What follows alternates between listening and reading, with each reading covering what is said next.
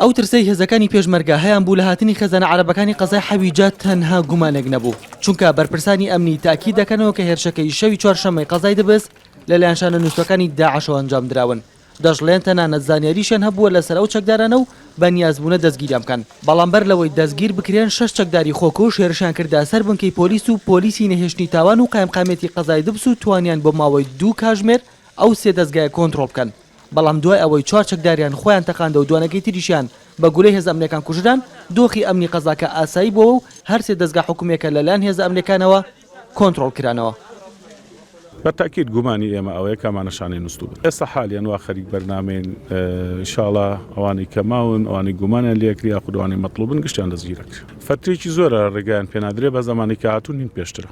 ئەگەر ئەو بینایە و مرکزی شورتە و مکافعە سقوطی بکردایە بە تاکید هەدەفی خۆیانە پێکا، بەڵام خۆشبەختانە پۆلیس و مکافعە مقاومەی خۆیان کردبوو ئەوەی ئەوان توانیتان کۆنتڕۆلی بکەن بەس بینایی قایم قامێت بۆ ئەوش بە زووترین کات بێزەرەری وە کەمترین زەرەر لیان وەرگیرێ. بابڕیاری فەرماندەی میحوەری ڕۆژاوای کەرکووک لەو میحوەرەوە کەمترین خێزانی عەرەب هاتوونەتە سنووری هێزەکانی پێشمەرگە، چونکە ترسیان لەوە هەبووە کە چەکدارانی داعش خۆیان تێکەڵ بە خێزان عەرەبەکان بکەن و دزە بکەنە ناوچەکەوە.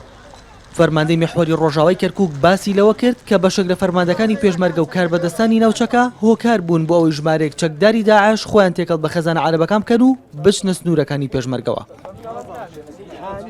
هاتوونە بۆ ناو منطقەکە بە ناوی ئاوارەوە لە ناویان چەند کەسێک گیراوە تا ئێستا سێ وەجبەمان لێیان دەستگیر کردووە، ئێترافشیان کردووە کە بە پلانی تروریستان لەگەڵ ئاوارەکان تێکڵاو کراون و هاتوونە بۆ ئەوەی بتوانن جێپایەک خۆشکەن و پاشان زەر لە پێشمەرگە.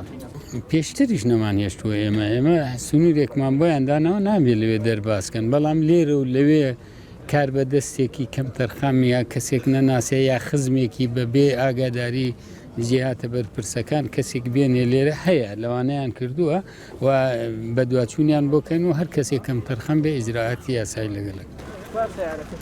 بەرپرسانی ئەمنی قەزای دەبەزڕایان گەیاند هێرشەکەی شەوی چوارشەممە تەواو پلان بۆ داڕێژراو بووە، چونکە هاوکات لەگەڵ هێرشی چەکداراندا ئۆتۆمبیلێکی بۆ ڕێژکراویش خۆی بە بازگەی دووبستدا تەقاندەوە و بەرەبەیانی ڕۆژی دواتریش هێز ئەمنیەکان ڕایان گەیاند ئەو چەکدارانە هەش بۆمبیان لە نێو گۆڕستانی قەزاکە چاندووە بە مەبەستیەوەی لە کاتی بەخەکسپاردنی تەرمی شەیدەکان بۆمبەکان بتەخێننەوە. هەردووە بە دوای ئەوەش لە گوندەکانی سەر بە قەزای دەبست سێ چەکداری تریان دەستگیر کردووە کە سەر بە هەمان گروپ بوون. ڕۆکان جاڤێنارتی قەزای دەبست.